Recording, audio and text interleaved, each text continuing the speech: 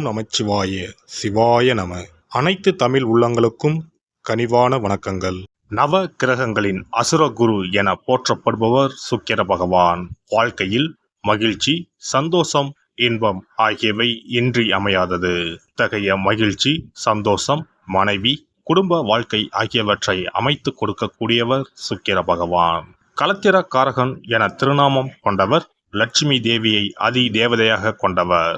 ஒருவருடைய ஜாதகத்தில் சுக்கிர பகவான் வலுத்திருக்க வேண்டும். ஜாதகத்தில் இவருடைய சேர்க்கையும் நன்றாக இருக்க வேண்டும். இல்லை என்றால் பலவிதமான பாதிப்புகள் ஏற்படும். குறிப்பாக சனி பகவான், ராகு பகவானுடன் சுக்கிர சேர்க்கை ஏற்பட்டால் அந்த ஜாதகரின் இல்லற வாழ்க்கை சிறப்பாக அமையாது. பல பாதிப்புகள் ஏற்படும். சுப கிரகங்களில் பார்வை இருந்தால் மட்டுமே பாதிப்புகள் சற்றே குறையும். நவ கிரகங்களில் அதிக ஆண்டுகள் தசையாக கொண்டவர் சுக்கிர பகவான். மொத்தம் 20 ஆண்டுகள். அவ்வாறு சுக்கிர பகவான் ஒருவரின் ஜாதகத்தில் மத்தின்ப வயதில் வந்து பலமாக இருந்துவிட்டால் அந்த 20 வருடமும் அவர் குபேர சம்பத்துக்களை அடைவார். லட்சுமி யோகத்தை முழுமையாக அடைவார். அப்பேற்பட்ட சுக்கிர பகவான் மே மாதம் 19ஆம் தேதி, அதாவது வைகாசி மாதம் 6ஆம் தேதி மேசமனையில் இருந்து ரிஷபமனைக்கு இடப்பெயர்ச்சி ஆகிறார். தனது சொந்த வீட்டில் அமர்ந்து ஆட்சி பலம் பெறுகிறார். குருவோடு சேர்க்கை, சூரியனோடு சேர்க்கை, புதனோடு சேர்க்கை என இந்த பெயர்ச்சியில் ஏற்படுகிறது. மே மாதம் 19ஆம் தேதி முதல் ஜூன் மாதம் 12ஆம் தேதி வரை 24 நாட்கள் சுக்கிர பகவான் ரிஷபராசியில் சஞ்சாரம் செய்ய இருக்கின்றார். இந்த பெயர்ச்சியால் பெண்களே அதிக அளவில் நன்மைகள் அடைய போகின்றனர். ஆசைப்பட்ட ஆடை ஆபரணங்களை வாங்கி குவிப்பீர்கள். அடைபடாத கடனை அடைத்து நிம்மதி அடைவீர்கள். அடையில் உள்ள பொருட்களை மீட்க அரிதான காலகட்டம் இதுவாகும். இனி உங்கள் ராசிக்கான பலன் என்ன என்பதனை பற்றி காண்போம். தனது நேர்மையான செயல்களால் அனைவரையும் கவர்ந்திழுக்கும் தனுசு ராசி அன்பர்களே, இந்த சுக்கிர பெயர்ச்சியின் மூலம் பணவரத்து அதிகரிக்கும். கொடுத்த வாக்கை காப்பாற்ற மிகவும் பாடுபட வேண்டியிருக்கும். எனவே யாருக்கும் எந்த வாக்குறுதியையும் அளிக்காமல் இருப்பது நல்லது. அடுத்தவருக்கு செய்யும் உதவிகள் சில நேரத்தில் உங்களுக்கு எதிராகவே மாறலாம். கவனமாக செயல்படுவது நல்லது.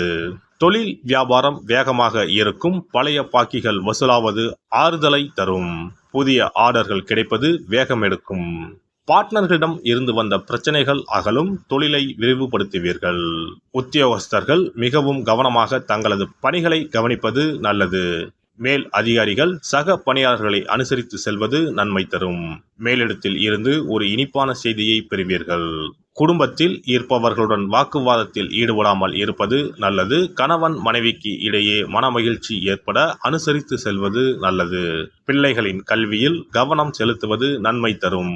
வழக்கு விவகாரங்களில் ஈடுபடாமல் தவிர்ப்பது நல்லது. உறவினர்கள், நண்பர்கள் அனுசரணையுடன் இருப்பார்கள். பெண்களை பொறுத்தவரை எதிலும் காலதாமதம் உண்டாகும். சொன்ன சொல்லை காப்பாற்ற பாடுபட வேண்டி இருக்கும். பணவரத்து தாமதப்படலாம். அரசியல்வாதிகளுக்கு பெயரும் புகழும் அதிகரிக்கும். கட்சி மேலிடத்தால் பாராட்டப்படுவீர்கள். தொண்டர்களின் ஆதரவு உங்களை உற்சாகப்படுத்தும். கட்சியில் புதிய பொறுப்புகளை பெறுவீர்கள். அவற்றை நேர்த்தியாக செய்து முடிப்பீர்கள். கலைத்துறையினருக்கு புதிய வாய்ப்புகள் குறைவாகவே இருந்தாலும் பணவரவு சீராகவே தொடரும். ரசிகர்களின் ஆதரவு அமோகமாகவே இருக்கும். உங்கள் திறமையினால் புகழை தக்க வைத்துக் கொள்வீர்கள். மாணவர்கள் பாடங்களை படிப்பதில் மெத்தனம் காட்டாமல் இருப்பது நல்லது. நட்சத்திர பலன்கள். மூலம் நட்சத்திரம். நல்ல சிந்தனை ஏற்படும். மனோபலம் அதிகரிக்கும். சாதுரியமான பேச்சால் எளிதாக எதையும் செய்து முடிப்பீர்கள். உங்களின் நற்பெயருக்கு வங்கம் வரலாம். தைரியத்தை மட்டும் எப்போதுமே இழக்கக்கூடாது. பூராடம் நட்சத்திரம். சகோதரர்கள் வகையில் பகை வரலாம். அவர்களுக்காக விட்டு கொடுத்து வாழ்தல் நலம். உத்தியோகஸ்தர்களுக்கு மதிப்பு உயரும். போட்டிகளை சமாளிப்பீர்கள். உங்களுக்கு எதிர்பார்க்காத பதவி கிடைக்கும். சக ஊழியர்கள் உங்களுக்காக உழைப்பார்கள். எந்த சவாலையும் தைரியம் மற்றும் தன்னம்பிக்கையுடன் சமாளிப்பீர்கள். உத்திராடம் நட்சத்திரம். எதிரிகளின் தொல்லை அதிகமாக இருக்கும். திட்டமிட்டு எதையும் செய்யுங்கள்.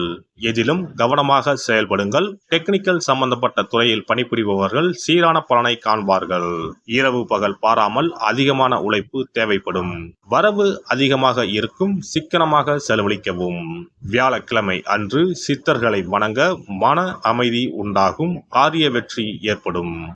இனி சுக்கிர பகவானின் அருளை முழுமையாக பெற வெள்ளிக்கிழமையில் செய்ய வேண்டிய வழிபாடு என்ன என்பதனை பற்றி காண்போம். வெள்ளிக்கிழமை என்பது தெய்வ வழிபாட்டிற்கு உரிய நாளாகும். அதிலும் குறிப்பாக மகாலட்சுமியை வழிபடுவதற்கு சிறப்பான கிழமையாக கருதப்படுகிறது. நமக்கு செல்வத்தை வாரி வழங்கக்கூடிய மகாலட்சுமி தேவியும் குபேரனும் நம்முடைய பூர்வ ஜென்ம கர்ம வினைக்கு ஏற்ப பலாபலன்களை கொடுக்கிறார்கள். அதை அனுபவிக்க செய்யும் பொறுப்பு சுக்கிர பகவான் பார்த்து கொள்கிறார். ஒருவர் செல்வந்தராக இருப்பதற்கு ஜாதகத்தில் சுக்கிரன் அருள் கட்டாயம் இருக்க வேண்டும். சுக்கிரனுடைய அருள் பெற வெள்ளிக்கிழமையில் சுக்கிரஹோரை வரும் நேரத்தில் இவ்வாறு வழிபாடு செய்தால் சுபபோக வாழ்க்கையை அனுபவிக்க முடியும். ஒருவருடைய ஜாதகத்தில் சுக்கிரன் நீச்சம் பெற்றால் உடல் ரீதியான ஆரோக்கிய ரீதியான பாதிப்புகள் ஏற்படும். சொத்து சுகங்கள் எவ்வளவு இருந்தாலும் அதை முழுமையாக அனுபவிக்க முடியாமல் செய்துவிடும். பெரிய பெரிய பணக்காரர்களை எடுத்துக்கொண்டால் அவர்களிடம் எவ்வளவு காசு கொட்டி கிடந்தாலும் சுக்கிர தசை இல்லை என்றால் அவ்வளவு பணமும் வீண் விரயமாகத்தான் போகும். குறிப்பாக மருத்துவ செலவுகள் செய்தே சொத்துக்கள் அழியும் நிலை வரும். இதற்கு சுக்கிர பகவானுடைய வழிபாடு நல்ல ஒரு பலனை கொடுக்கும். சுக்கிர பகவானுக்கு வெள்ளிக்கிழமை என்பது உரிய தினமாகும். சுக்கிரன் அருள் பெற வீட்டில் வெள்ளி பொருட்களை பயன்படுத்துவது நலமாகும். வெள்ளியில் சுக்கிரன் வசிப்பதாக ஐதீகம் உள்ளது. வெள்ளி பொருட்கள் கொண்டு பூஜை செய்தால் சகல சௌபாக்கியங்களும் உண்டாகும்.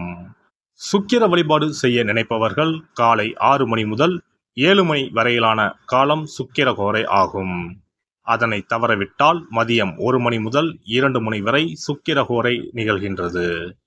அதையும் தவறவிட்டால் இரவு 8 மணி முதல் 9 மணி வரையிலான சுக்கிரஹோரை நேரத்தில் வழிபாடுகள் செய்து பயன்பெறலாம். இவற்றில் காலை 6 மணி முதல் 7 மணி வரையிலான முதல் சுக்கிரஹோரையில் சுக்கிர வழிபாடு செய்வது சிறப்பான பலன்களை கொடுக்கும். காலை முதல் மாலை வரை உபவாசம் இருந்து சுக்கிர பகவானுக்கு உரிய காயத்ரி மந்திரத்தை உச்சரித்து கல்கண்டு சேர்த்த சர்க்கரை பொங்கலை நைவேத்தியம் படைத்து வெள்ளை நிற பூக்களால் அர்ச்சனை செய்ய வேண்டும். சுக்கிர தசை நடப்பவர்களும் சுக்கிரன் நீச்சம் பெற்ற ஜாதகக்காரர்களும் இந்த வழிபாடு செய்வது சிறப்பான பலன்களை கொடுக்கும். சுக்கிர தசை நடக்கும் பொழுது சுக்கிர வழிபாடு செய்து வர வருமானத்தை சுகமான வாழ்க்கை வாழ்வதற்கு உரிய வகையில் பயணிக்க செய்யும். வீடு நிலம் வாங்குவது, ஆடம்பர பொருட்கள் சொத்துக்கள் போன்றவற்றை வாங்க வைக்கும். அதுவே சுக்கிரன் நீசம் பெற்ற காலத்தில் இந்த வழிபாடு செய்பவர்களுக்கு வீண் விரயங்கள் இல்லாமல் ஓரளவிற்கு வறுமையிலிருந்து பிழைக்கச் செய்யும். வெள்ளிக்கிழமையில் நவக்கிரக கோவிலுக்கு சென்று சுக்கிர பகவானுக்கு வெள்ளை வஸ்திரம் சாற்றி வழிபாடு செய்யலாம். வெள்ளை நிற நைவேத்தியங்கள் தயார் செய்து கோவிலில் வரும் பக்தர்களுக்கு தானம் செய்யலாம். இவ்வாறு செய்து வர சுக்கிரனின் முழு அருளும் கிடைக்கப் பெற்று வாழ்வில் உயரிய நிலையை அடைவீர்கள்.